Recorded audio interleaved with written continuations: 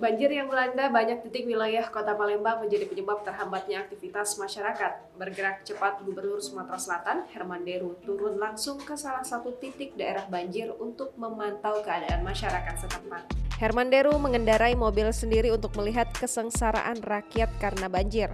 Orang nomor 1 di Sumatera Selatan ini langsung meninjau lokasi banjir yang terjadi hampir di wilayah Palembang.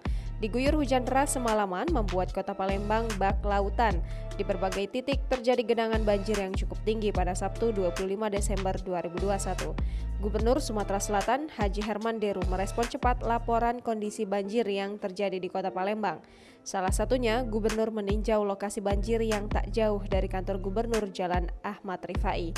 Terlihat dalam unggahan video yang dibagikan di media sosial hanya mengenakan sandal jepit dan sweater panjang, ia tampak ditemani oleh sang anak untuk meninjau lokasi banjir.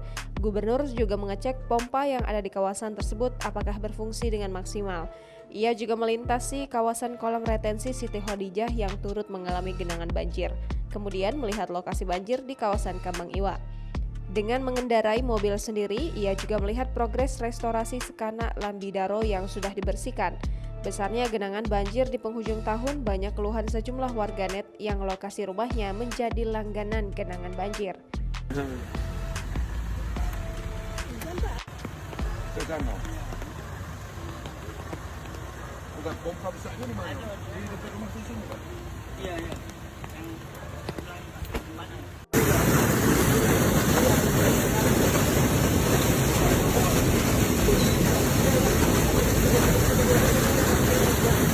Ini contohnya di depan